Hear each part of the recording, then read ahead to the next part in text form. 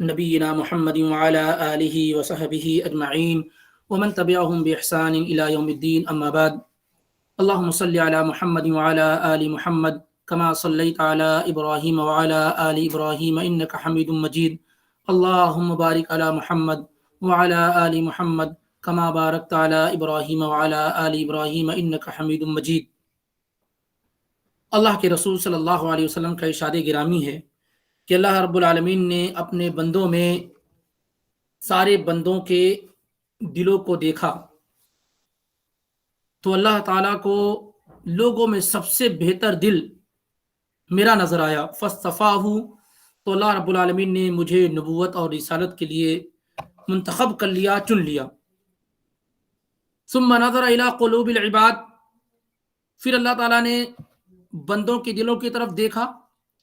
تو سارے لوگوں میں سب سے بہترین دل اللہ کے نبی علیہ الصلوۃ والسلام کے صحابہ کا نظر آیا، تو اللہ تعالیٰ نے ان لوگوں کو نبی علیہ الصلوۃ والسلام کی صحبت کے لیے چن لیا، منتخب کر لیا، پسند کر لیا، سلیکٹ کر لیا۔ فما رأى المسلمون حسنا فهو عند اللہ حسن، تو صحابہ جسے اچھا سمجھیں وہ اللہ تعالیٰ کے ہاں اچھا ہے، اور صحابہ جسے برا سمجھیں وہ اللہ تعالیٰ کے ہاں کیا ہے؟ برا ہے۔ یہ معیار اللہ کے نبی علیہ الصلوۃ والسلام نے دیا، اور اللہ تعالیٰ نے قرآن حکیم میں صحابہ کرام کے متعلق جو خوبیاں اور جو بشارتیں بیان فرمائی ہیں اس سے ہمارے اور آپ کے لیے جاننا بہت آسان ہو جائے گا کہ صحابہ کرام کوئی عام انسان نہیں ہے، صحابہ کرام کوئی عام انسان نہیں ہے۔ اس سے انکار نہیں ہے کہ وہ نبوت اور رسالت کے درجے پہ فائز نہیں ہے، وہ مقام نہیں ہے، لیکن نبوت اور رسالت کے بعد سب سے بڑا درجہ اگر ہے کوئی تو صحابیت کا ہے، اور صحابہ میں نبی علیہ الصلوۃ والسلام کے صحابہ پچھلے تمام انبیاء کے صحابہ سے بہت ہی اونچے بلندی پر فائز ہیں۔ اللہ تعالیٰ کا یہ فرمان کہ رضی اللہ عنہم ورضوا عنہ، یہ بہت بڑی گواہی ہے، بہت بڑی سیل اور مہر ہے کہ اللہ رب العالمین ان سے راضی ہو گیا اور یہ اللہ رب العالمین سے راضی ہو گئے۔ اور اللہ رب العالمین نے ان کا ذکر کیا کہ والسابقون الاولون من المہاجرین والانصار والذین اتبعوهم باحسان رضی اللہ عنہم ورضوا عنہ، کہ شروع اسلام لانے والے سابقین الاولین اور اللہ کے لیے ہجرت کرنے والے اور وہ تمام لوگ جو احسان کے ساتھ، خوبیوں کے ساتھ سابقین الاولین کی اور مہاجرین کی پیروی کرتے ہیں، اللہ ایسے لوگوں سے راضی ہوگا۔ تو یہ معیار ہے ہمارے اور آپ کے لیے، یہ صحابہ کرام کیا ہے؟ معیار ہے۔ اگر ہم کامیابی چاہتے ہیں تو یہ ہمارے لیے معیار ہیں، انہی کے راستے میں، انہی کے طریقے میں ہمارے اور آپ کے لیے بہتری ہوگی۔ اور کوئی ایسی چیز جسے صحابہ نے ترک کر دیا ہو، چھوڑ دیا ہو، تو اس میں کبھی ہمارے لیے بھلائی نہیں ہو سکتی ہے۔ اور کوئی عمل جسے صحابہ کی جماعت نے کیا ہے، ہم اور آپ اسے اگر چھوڑ دیتے ہیں تو اس میں کبھی بھی ہمارے لیے خیر نہیں ہو سکتا ہے۔ اور خاص طور سے صحابہ کرام میں وہ لوگ جن کا ذکر اللہ تعالیٰ بار بار کرتا ہے کہ السابقون الاولون، شروع اسلام لانے والے لوگ، یعنی وہ لوگ جنہوں نے اللہ کے نبی علیہ الصلوۃ والسلام کی نبوت اور رسالت کو تسلیم کیا ایک ایسے ماحول میں جب پوری دنیا کے اندر کفر کا غلغلہ تھا، جب اپنے ہی دشمن تھے، جب آپ پر ایمان لانے والے لوگ کاؤنٹڈ تھے، انگلیوں پہ گنے جا سکتے تھے۔ اس وقت جب ایمان آدمی قبول کرتا تو ایمان کی سزا بڑی سخت اور مشکل ہوتی تھی۔ ایسے موقع پر ایمان لانے والے لوگ، نبی علیہ الصلوۃ والسلام کی صحبت اختیار کرنے والے لوگ، آپ کے ساتھ بیٹھ کر کے علم حاصل کرنے والے لوگ، آپ کی امامت میں نماز پڑھنے والے لوگ، آپ کے پیچھے جنگ کرنے والے لوگ، آپ کی حرکات و سکنات کو اپنی زندگی میں نافذ کرنے والے لوگ، ان لوگوں کے متعلق کیا گفتگو کی جائے، کیا معیار ان کا ہے، جن سے جب اللہ کے نبی علیہ الصلوۃ والسلام اس دنیا سے رخصت ہوئے تو آپ ان سے راضی تھے، ان سے خوش تھے۔ یہ ایک مہر ہے، ایک سیل ہے، یہ ایک بہت بڑی گواہی ہے۔ صحابہ کے بعد کوئی ایسا شخص آپ کو نظر نہیں آئے گا جو یہ کہہ سکے کہ مجھ سے اللہ کے رسول صلی اللہ علیہ وسلم راضی، کسی کے پاس کوئی پروف نہیں ہے۔ کوئی یہ نہیں کہہ سکتا کہ اللہ تعالیٰ مجھ سے راضی ہے، کوئی پروف نہیں ہے۔ لیکن صحابہ کے متعلق یہ کہ اللہ تعالیٰ کی طرف سے یہ ویریفائی لوگ ہیں، اللہ نے ان کو پاس کر دیا کہ اللہ ان سے راضی ہے۔ رسول اللہ صلی اللہ علیہ وسلم اس دنیا سے رخصت ہوئے تو آپ اس حال میں ہوئے کہ صحابہ سے آپ راضی تھے، کسی سے آپ ناراض نہیں تھے، اور آپ نے صحابہ کے متعلق بعد میں آنے والے لوگوں کو یہ بتایا کہ ان کا مقام اور مرتبہ کیا ہے، بلکہ ان سے محبت کو ایمان اور ان سے نفرت کو نفاق قرار دیا اللہ کے رسول صلی اللہ علیہ وآلہ وسلم نے۔ تو انہی مقدس نفوس کا ذکر ہو رہا ہے، انہی برگزیدہ لوگوں کا ذکر ہو رہا ہے جنہوں نے اول مرحلے میں، اسٹیپ میں رسول اللہ صلی اللہ علیہ وسلم کی دعوت کو قبول کیا اور اس دعوت میں آنے والی تمام پریشانیوں کا ڈٹ کر کے مقابلہ کیا۔ ان میں بہت سارے لوگوں کا ذکر ہمارے سامنے ہو چکا ہے، اور آج انشاءاللہ چند مزید لوگوں کا اور ذکر ہوگا۔ ان میں پچھلے ہفتے میں ہم اور آپ نے ام الفضل لبابہ بنت حارث، اسما بنت امیس اور اسما بنت ابو بکر رضی اللہ تعالی عنہم اجمعین کے متعلق کیا ہے سنا تھا۔ آج ایک اور عظیم خاتون ہیں جنہیں فاطمہ بنت خطاب کہا جاتا ہے۔ فاطمہ بنت خطاب، اگر آپ ولدیت اور نام وغیرہ یاد رکھتے ہوں گے تو یہ بات معلوم ہوگی کہ کون ہے۔ فاطمہ بنت خطاب عمر بن خطاب رضی اللہ تعالی عنہ کی بہن ہے۔ یہ وہ خاتون ہے جو بڑی ہی مضبوط ایمان والی، بہت ہی مضبوط ایمان والی اور اسلام کی راہ میں ڈٹنے والی، کفر کا مقابلہ کرنے والی اور اسلام کا اعلان اور اظہار کرنے والی، اپنے بھائی عمر بن خطاب رضی اللہ تعالی عنہ سے پہلے اسلام کی آغوش میں آنے والی، اور اسی طریقے سے ان کے شوہر سعید بن زید بن عمرو بن نفیل، سعید بن زید بن عمرو بن نفیل، یہ سعید بن زید 10 مشہور صحابہ میں سے ہیں۔ یہ بھی شروع اسلام میں داخل ہوئے، یہ اور اسی طریقے سے ان کی والدہ فاطمہ، یعنی سعید کی والدہ فاطمہ اور ان کی بیوی فاطمہ بنت خطاب، ماں اور بیوی، یہ سب بالکل شروع اسلام میں داخل ہوئے، شروع اسلام میں داخل ہوئے۔ اور سعید بن زید رضی اللہ تعالی عنہ کے متعلق یہ بات جانتے ہیں کہ عمر بن خطاب رضی اللہ تعالی عنہ کے کئی اعتبار سے رشتہ دار ہوتے ہیں۔ ایک تو یہ ہے کہ بہنوئی ہوئے، بہن عمر رضی اللہ تعالی عنہ کن کے ساتھ تھی، اسی طریقے سے وہ چچا کے بیٹے تھے عمر رضی اللہ تعالیٰ عنہ کے، سعید بن زید بن عمرو بن نفیل، اور اسی طریقے سے عمر بن خطاب بن عمرو بن نفیل۔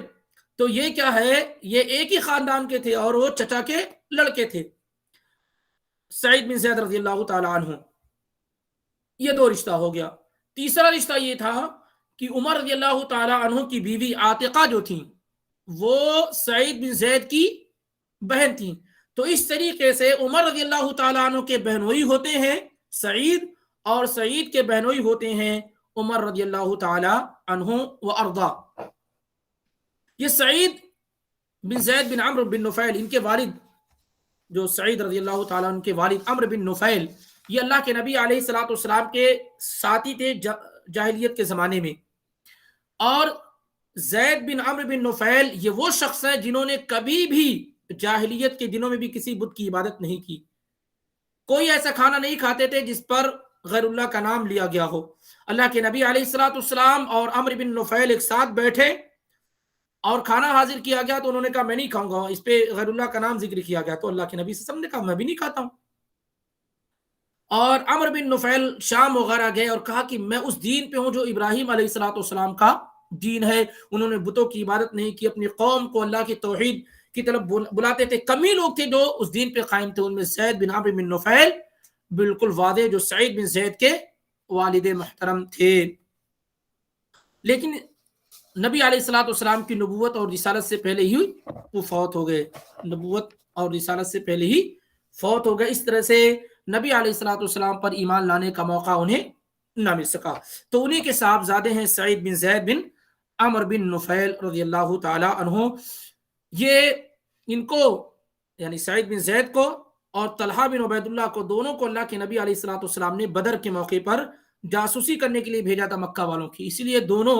غزوہ بدر میں شریک نہیں ہو سکے، نہ سعید بن زید اور نہ طلحہ بن عبید اللہ، اور دونوں عشرہ مبشرہ بالجنہ میں سے ٹاپ 10 صحابہ میں سے ہیں، لیکن دونوں شریک نہیں ہو سکے۔ اور تیسرے صحابی ہیں عثمان بن عفان، یہ تینوں شریک نہیں ہو سکے، جو ٹاپ 10 صحابہ ہیں ان میں سے یہ تینوں غزوہ بدر میں شریک نہیں ہو سکے، لیکن تینوں کا حصہ نکالا گیا، کیونکہ تینوں رسول اللہ صلی اللہ علیہ وسلم کی اطاعت و فرمانبرداری میں اپنے اپنے کام کی انجام دہی میں مشغول تھے۔ تو نبی علیہ الصلوۃ والسلام نے انہیں بدر کے صحابہ میں شمار کیا اور ان کا حصہ نکالا۔ یہ بھی بالکل شروع اسلام میں داخل ہوئے اور مستجاب الدعویٰ تھے۔ ایک عورت نے آپ پر الزام لگایا تھا تو آپ نے بد دعا کر دی، تو وہ اس کی موت بہت دردناک موت ہو گئی، اندھی ہو گئی اور اسی طریقے سے کنویں میں گر کر کے، گڈھے میں گر کر کے مر گئی۔ تو ان کی دعائیں بھی کیا ہے، بہت قبول ہوتی تھیں۔ 51 ہجری میں 51 ہجری میں آپ کی وفات ہوئی سعید بن زید بن عمر بن نفیل رضی اللہ تعالی عنہ کی۔ اس طریقے سے 10 عظیم صحابہ میں سے 9 کا ذکر ہو چکا ہے، اور آخری جو صحابی 10 میں سے باقی ہیں وہ عمر بن خطاب رضی اللہ تعالی عنہ و ارضا ہے۔ تو آج ابھی ذکر ہوا کہ سعید بن زید بن عمر بن نفیل شروع اسلام میں داخل ہونے والے میں سے ہیں۔ اسی طریقے سے ان کی والدہ فاطمہ، یہ بھی بالکل شروع اسلام میں داخل ہونے والیوں میں سے ہیں۔ ان کی بیوی فاطمہ بنت خطاب، یہ بھی شروع اسلام میں داخل ہوئی، بلکہ مشہور یہ ہے کہ عمر رضی اللہ تعالی عنہ کے اسلام لانے کا ریزن اور سبب ان کی بہن فاطمہ بنت خطاب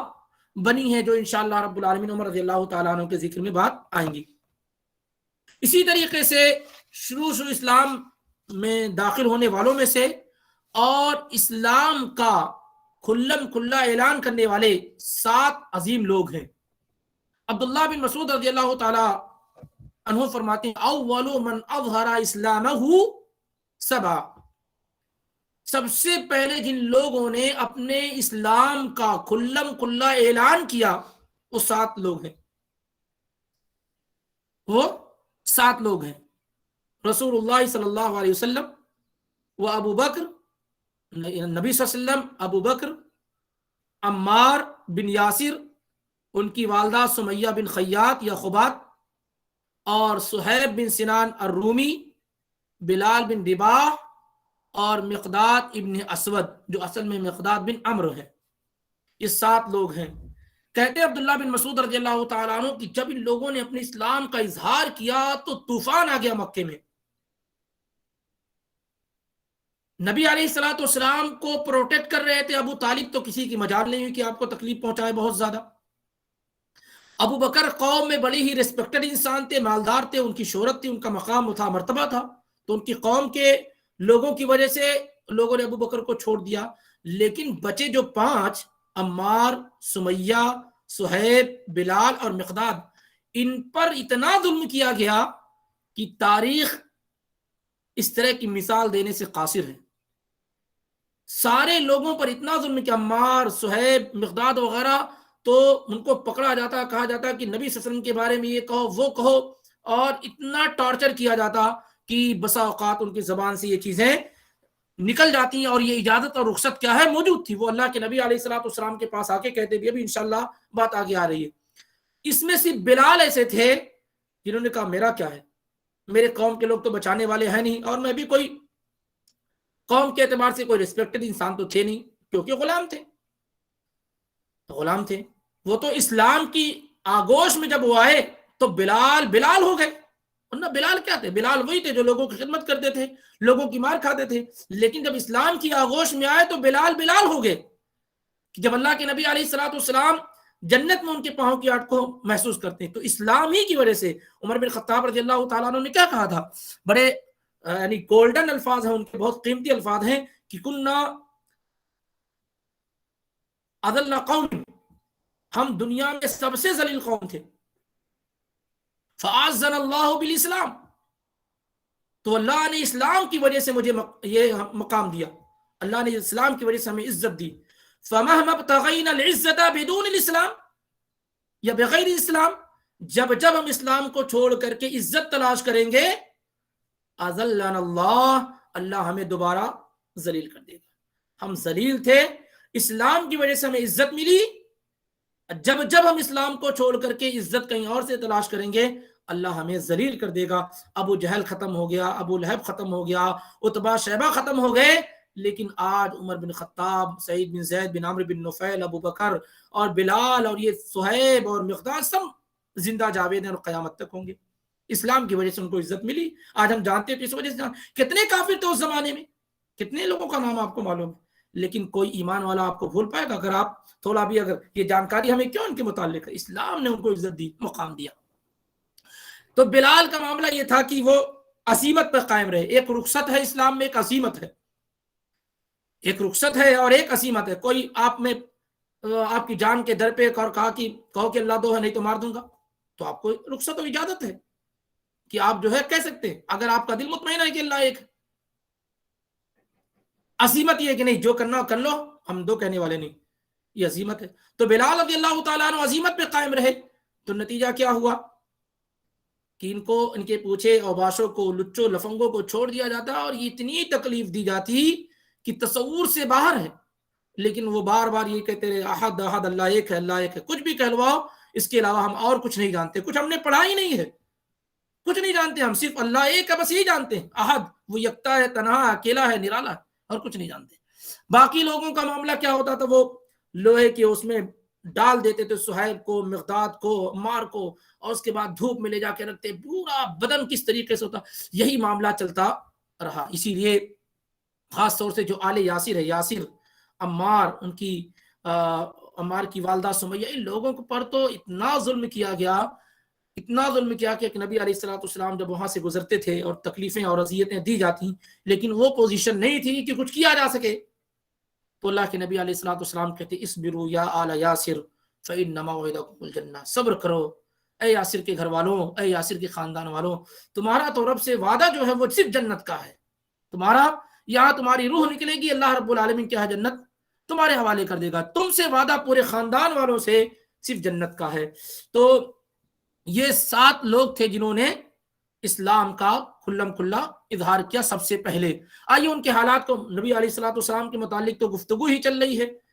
اور ابو بکر رضی اللہ تعالیٰ عنہ کا مختصر ذکر ہو چکا ہے, پھر کسی وقت آئے گا انشاءاللہ. اب آئیے دیکھتے ہیں عمار کو, ان کے والد کو, اور سمیہ کو, یعنی ماں عمار اور ان کے والد اور ان کی والدہ کے متعلق. یاسر یہ پورا خاندان جو ہے یمن کا رہنے والا تھا, یمن سے آ کر کے یہاں آباد ہوئے تھے مکہ کے اندر, لیکن اصل یہ لوگ یمنی ہیں, اصل یہ ہے یمنی ہے. تو یاسر کافی بوڑھے ہو چکے تھے, سمیہ بھی بوڑھی تھی, بڑی تکلیفیں دی گئیں. یاسر جو ہے, جو عمار کے والد تھے, وہ سن 5 نبوت میں, یعنی نبوت کے 5ویں سال, یا یہ بھی کہا گیا ہے کہ نبوت کے 7ویں سال ان کی وفات ہو گئی. سمیہ کا معاملہ بالکل واضح ہے کہ ابو جہل اور اس کے ساتھیوں نے سمیہ پر بہت ظلم کیا رضی اللہ عنہ وارضہ, حتیٰ کہ اس نے آگے کے حصے پر, شرمگاہ پر تلوار سے اور نیزے سے حملہ کیا اور ان کی جان نکل گئی. اور یہ اسلام میں پہلی خاتون ہیں, پہلے شخص ہیں جو اسلام کی آمد کے بعد, شہادت کے مقام, اسلام کی آمد کے بعد یعنی نبوت اور رسالت نبی علیہ الصلوۃ والسلام پر ملنے کے بعد پہلی خاتون ہے, پہلی جان کو نچھاور کرنے والی ہیں, اور یہ اول شہیدہ کہلائیں. سمیہ بنت خیاط اور خباب دونوں ذکر کیا گیا ہے. یہ بچے عمار رضی اللہ تعالیٰ عنہ. تو عمار رضی اللہ تعالیٰ عنہ کا معاملہ یہ تھا کہ بہت ظلم کیا گیا, اور نبی علیہ الصلوۃ والسلام کے پاس کے متعلق بہت ساری چیزیں ان سے کلوائی گئیں. وہ آ کر اللہ کے نبی علیہ الصلوۃ والسلام کے متعلق کہتے کہ مجھے ایسا ایسا کہا گیا, آپ خوب جانتے ہیں. تو سورہ نحل کی آیت نازل من بعد ایمانی الا من اکرہ وقلبہ مطمئن بالایمان, جس آدمی کو مجبور کر دیا جائے کلمہ کفر کہنے پر اور اس کا دل مطمئن ہو ایمان کے ساتھ, تو اس کو رخصت اور اجازت ہے. اور یہ سورہ نحل کی آیت نمبر غالباً 106 ہے. یہ عمار ابن یاسر رضی اللہ تعالیٰ عنہ ہی کے متعلق, عنما ہی کے متعلق تھی کہ ان سے کئی مرتبہ کہلوایا گیا اور انہوں نے کہا. بہت سارے لوگ کہتے ہیں یا اس طرح کے, چونکہ دونوں چیزوں کا ان کو علم نہیں ہوتا ہے کہ ہاں ایسے مواقع پر آدمی کو رخصت اور اجازت ہے کہ وہ ایسا کہہ سکتا ہے. خاص طور سے وہ لوگ جو یہ جانتے ہوں کہ اور بہت سارا کام ان کو کرنا ہے اور یہ کہہ دینے سے وہ بچ جائیں گے, اور ان کا دل ایمان پر بالکل ٹکا ہوا ہو, ڈپینڈ ہو ایمان پہ, تو ایسے لوگوں کو کیا ہے اجازت اور رخصت حاصل ہے. تاہم اگر کوئی آدمی عزیمت اختیار کرنا چاہتا ہے، دوسرا راستہ کہ جان چلی جائے گی کوئی بات نہیں ہے لیکن کلمہ کفر نہیں کہیں گے، تو ان کے لیے بھی ایک الگ معاملہ ہے، جیسے بلال وغیرہ کا معاملہ تھا۔ لیکن صحابہ میں دونوں طرح کے تھے، اور اللہ رب العالمین نے سارے لوگوں کی طبیعت الگ الگ بنائی ہے، اس لیے اس کی پابندی ہونی چاہیے۔ عمار ابن یاسر رضی اللہ تعالیٰ عنہ کے متعلق آپ دیکھیں کہ انہوں نے کہا، لیکن اس کے باوجود بھی اللہ کے نبی صلی اللہ علیہ وسلم نے ان کے متعلق کیا کہا کہ عمار ملیا ایمانا الی مشاشہ، کہ عمار وہ آدمی ہیں جن کے رگو ریشے میں ایمان بھرا ہوا ہے، ان کی ہڈیوں میں، ان کے گوشت میں، ان کے خون کے سرکولیشن میں، ہڈیوں کے گودے میں، اندر یعنی ہر جگہ۔ کہنے کا مطلب یہ ہے کہ ایمان سے بھرا ہوا شخص عمار ابن یاسر، مولیا ایمانا الی مشاشہ، ایمان ان کے پوری ہڈیوں میں کیا ہے، بسا دیا گیا ہے۔ تو وہ اب دیکھیے، اب کوئی آدمی شک کر سکتا ہے ان کے ایمان کے متعلق؟ خود اللہ کے نبی علیہ الصلوۃ والسلام نے گواہی دی۔ اور جب وہ اللہ کے نبی علیہ الصلوۃ والسلام کے پاس آتے، علی بن ابی طالب کہتے ہیں کہ عمار رضی اللہ تعالیٰ عنہ نے اجازت مانگی کہ میں نبی صلی اللہ علیہ وسلم پر آنا چاہتا ہوں آپ کے پاس، تو نبی علیہ الصلوۃ والسلام نے اجازت دی اور کہا مرحبا بالطیب المطیب، اے پاک انسان، اے پاک کرنے والے انسان، اے محترم انسان، تمہارا آنا کیا ہے، مبارک ہو۔ تو اللہ کے نبی علیہ الصلوۃ والسلام بڑی عزت دیتے تھے عمار ابن یاسر رضی اللہ تعالیٰ عنہ و ارضا کو۔ اسی طریقے سے بڑے فضائل بھی ہے عمار ابن یاسر رضی اللہ تعالیٰ عنہ کے۔ جو مسجد نبوی تعمیر ہو رہی تھی، سارے لوگ ایک پتھر اٹھا کر لاتے، عمار ابن یاسر دو پتھر لے کر آتے تھے، اور نبی علیہ الصلوۃ والسلام کے ساتھ تمام غزوات میں شریک رہے۔ 2 مرتبہ ہجرت کی، ایک حبشہ اور دوسرا مدینے کی طرف، اور شروع اسلام لانے والوں میں سے بڑے فضائل ہیں احادیث کی کتابوں میں آپ کو ملیں گے، اور خاص طور سے امام احمد بن حنبل وغیرہ کی کتاب فضائل الصحابہ وغیرہ، امام دارقطنی کی، امام نسائی وغیرہ کی، تو یہ فضائل کیا ہے ان میں ذکر کیے گئے ہیں۔ 37 ہجری میں جنگ صفین میں ان کا قتل ہوا اور شہید کیے گئے، اور انہی کے متعلق نبی علیہ الصلوۃ والسلام نے کہا تھا کہ تقتلہ الفئۃ الباغیہ، کہ عمار ابن یاسر کو کون قتل کرے گا؟ باغی لوگ اور باغی جماعت قتل کرے گی۔ اور اسی سے استدلال کرتے ہوئے لوگوں نے امیر معاویہ رضی اللہ تعالیٰ عنہ پر کیچڑ اچھالنے شروع کر دیے کہ ایک طرف علی رضی اللہ تعالیٰ عنہ تھے اور ان کے ساتھ عمار ابن یاسر تھے، دوسری طرف امیر معاویہ رضی اللہ تعالیٰ عنہ تھے، تو اس وجہ سے باغی جو گروہ ہے وہ امیر معاویہ رضی اللہ تعالیٰ عنہ کا ہے، نعوذ باللہ من ذالک۔ حالانکہ اس کو اگر سمجھنے کی کوشش کی گئی ہوتی تو ایک بات تو آپ کو فوراً سمجھ، یہ حدیث بڑی مشہور تھی، یہ حدیث تو بہت مشہور تھی، مسلم کی روایت ہے اور بڑی مشہور روایت ہے یہ، تو صحابہ نے کیوں نہیں سمجھ لیا کہ امیر معاویہ رضی اللہ تعالیٰ عنہ پر یہ حدیث فٹ ہو رہی ہے؟ یہ 1400 سال کے بعد جو آپ کو الہام ہو رہا ہے یا اور اس سے پہلے، یہ صحابہ کو کیوں نہیں ہوا؟ اور صحابہ کی زندگی 37 ہجری میں ان کی وفات ہوئی ہے، اور آخری صحابی وفات پانے والے وہ 109 یا 110 ہجری، اور بعض روایت کے مطابق 111، کیونکہ نبی علیہ الصلوۃ والسلام نے سن 11 ہجری میں کہا تھا کہ 100 سال کے بعد کوئی نہیں رہے گا تم میں سے، تو اس اعتبار سے دیکھا جائے تو 111 بنتی ہے، کیونکہ نبی علیہ الصلوۃ والسلام کی وفات 111 ہجری میں ہوئی، تو 100 سال دیکھا جائے تو 111۔ وہ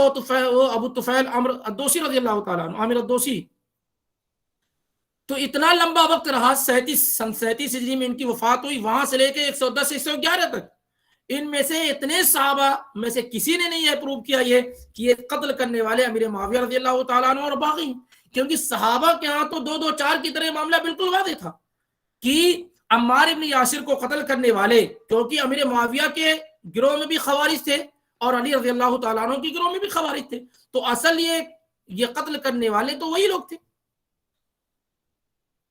اور نہ ان کے قتل سے امیر معاویہ رضی اللہ تعالیٰ عنہ راضی تھے، نہ یہ مقصد تھا۔ اور تاریخ بتاتی ہے ہمیں کہ کسی صحابی نے جان بوجھ کر کے کسی بھی صحابی کا قتل نہیں کیا، پوری تاریخ ہے، یہ جو بتایا جاتا ہے کہ اتنے سارے صحابہ فوت ہو گئے، یہ ہو گئے وہ ہو گئے، بے بنیاد بات ہے۔ کتنے صحابہ وہ تھے جنہوں نے جنگ صفین میں شرکت ہی نہیں کی، اپنے آپ کو الگ رکھا، گئے ہی نہیں اس میں، کتنے صحابہ ہیں؟ ان جنگوں میں شریک ہونے والے صحابہ کی جماعت بہت کم تھی، معدودے تھے جن کو کاؤنٹ کیا جا سکے، گنا جا سکے، بڑے بڑے صحابہ نہیں تھے، کیونکہ وہ یہ جانتے تھے کہ یہ کوئی کفر اور اسلام کی لڑائی تو ہے نہیں، ایک انڈرسٹینڈنگ کی لڑائی ہے جو ہو رہی ہے ایک انسان ہونے کی حیثیت سے۔ المہم یہ ہے، تو اولن تو ان کو قتل کرنے والے عمار بن یاسر کو، اور نبی علیہ الصلوۃ والسلام کیسے باغی کہہ سکتے ہیں امیر معاویہ کو؟ باغی کہہ سکتے ہیں جب آپ ان سے قرآن لکھواتے تھے، کاتب وحی میں سے تھے، اللہ تعالیٰ نے رضی اللہ عنہ ورضوا عنہ کہہ دیا ہے، اور آپ یہ بھی جانتے تھے کہ اس کے بعد جو ہے خلافت کے بعد بادشاہت ہوگی، اور بادشاہوں میں سب سے بڑے بادشاہ، سب سے پہلے بادشاہ وہ ہوں گے۔ تو یہ ساری کی ساری چیزیں جو ہے اتنی بے بنیاد ہے، اس میں کوئی مطلب وزن نہیں ہے۔ دیکھیے جو جس زمانے میں جو حادثہ ہوتا ہے اس زمانے سے جو ہے اس کو اپروو کرانا پڑتا ہے، کہ اس زمانے میں کسی نے کہا، آپ کیسے کہہ سکتے ہیں کہ امیر معاویہ رضی اللہ تعالیٰ عنہ نے قتل کیا، جو آپ کہتے ہیں؟ اس بات کو صحابہ میں کسی نے بیان کیا؟ آپ حدیث اٹھا کر کے سمجھنے کی کوشش کرتے ہیں، آپ دیکھیے کہ صحابہ میں کسی نے اس حدیث سے وہ سمجھا؟ حدیث بیان کرنے والے تو صحابہ ہی ہیں نا۔ اس لیے دماغوں کو اور ذہنوں کو اور دلوں کو اللہ اس کے رسول کی محبت اور صحابہ کی محبت سے پر کر لیجیے، تاکہ کفر آپ کے اور نفاق آپ کے ارد گرد نہ رہے۔ المہم یہ ہے کہ سن 37 ہجری میں عمار ابن یاسر رضی اللہ تعالیٰ عنہ کی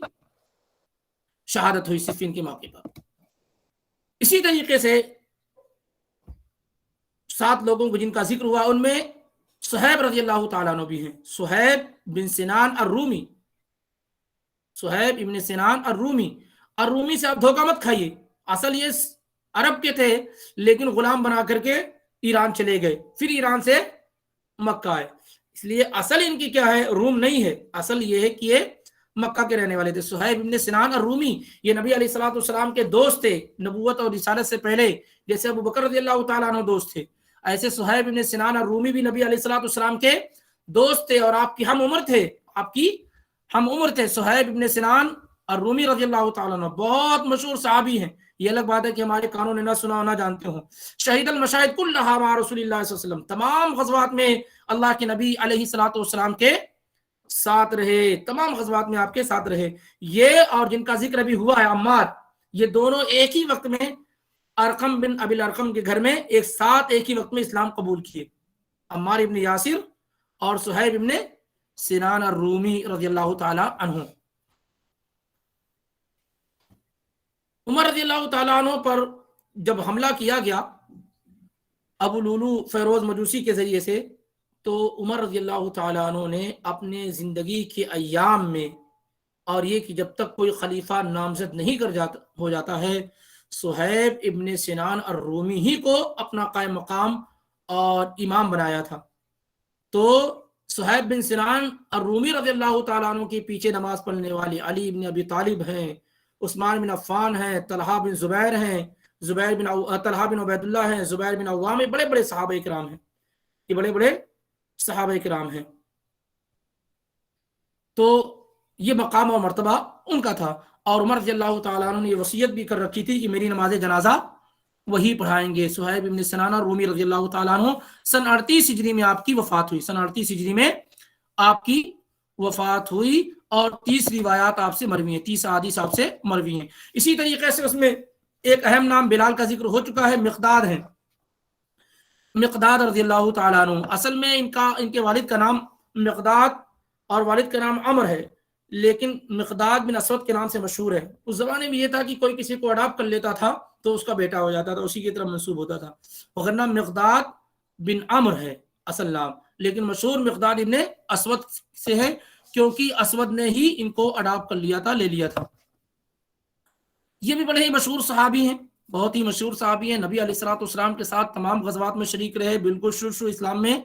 داخل ہوئے، علی رضی اللہ تعالیٰ عنہ کے ساتھی ہیں، آپ کے دوست ہیں، اور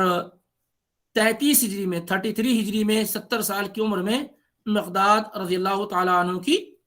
وفات ہوئی، اور بہت ساری روایات ان سے مروی ہیں، تو اس طریقے سے 7 لوگوں کا ذکر ہو چکا ہے۔ آخری خاتون جن کا ذکر ہونا ہے انشاءاللہ وہ ہیں ام ایمن رضی اللہ تعالیٰ عنہ، ام ایمن رضی اللہ تعالیٰ عنہ۔ یہ نبی علیہ الصلوۃ والسلام کے والد کی لوڈی تھی، آپ صلی اللہ علیہ وسلم کے والد کی وفات کے بعد جن کی گودوں میں آپ پلے بڑھے ہوئے اور جنہوں نے آپ کو کتنی مرتبہ کھانا کھلایا، آپ کو کھلایا، آپ کو اپنی گودوں میں اٹھانے کا شرف حاصل کیا، وہ ام ایمن رضی اللہ تعالی عنہا ہیں۔ ان کا اصل نام برکہ بن ثعلبہ تھا، برکہ بنتی ثعلبہ تھا، لیکن ام ایمن یہ ان کی کنیت ہے اور کنیت ہی سے مشہور ہیں، کنیت ہی سے مشہور ہے۔ بالکل شروع اسلام میں داخل ہونے والیوں میں سے یہ بھی ام ایمن رضی اللہ تعالی عنہا 2 مرتبہ ہجرت کی، ایک حبشہ کی طرف، دوسری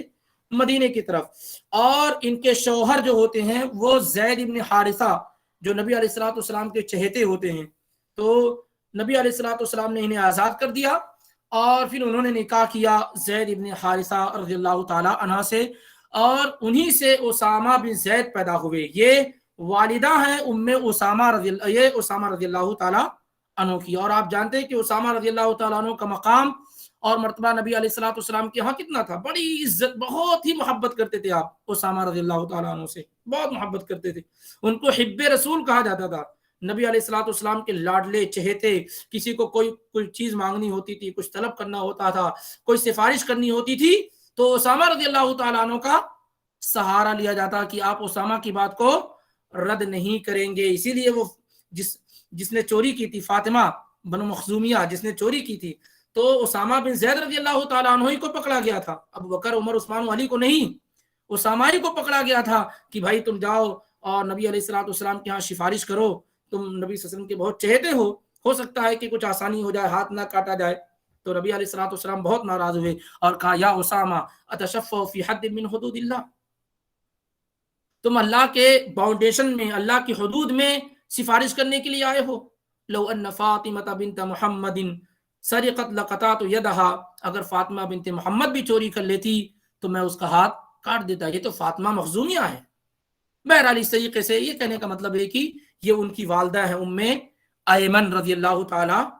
عنہا۔ نبی علیہ الصلوۃ والسلام کے ہاں ان کا بڑا ہی مقام مرتبہ تھا، کیونکہ ظاہر سی بات ہے والدہ تو نہیں ہے، ماں تو نہیں ہے، لیکن ایک حد تک ماں جیسی تربیت انہوں نے، ام ایمن نے نبی علیہ الصلوۃ والسلام کی فرمائی ہے۔ آپ کو گود کھلانا، آپ کے ساتھ رہنا،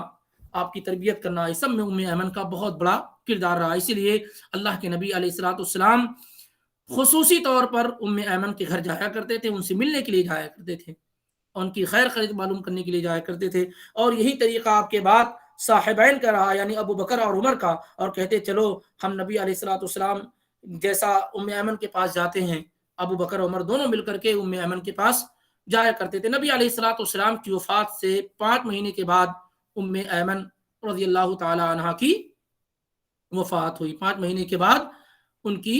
وفات ہوئی ام ایمن رضی اللہ تعالی عنہا کی۔ تو اس طریقے سے آج اللہ رب العالمین کی توفیق سے چند ان احباب کا اور صحابہ کرام کا ذکر ہوا جو اللہ کے نبی علیہ الصلوۃ والسلام پر بالکل شروع اسلام لانے والوں میں سے ہیں، آپ کی نبوت اور رسالت کو تسلیم کرنے والے ہیں، اور یہ کہ یہ اپنے آپ میں خود بہت بڑے ہیں کہ اللہ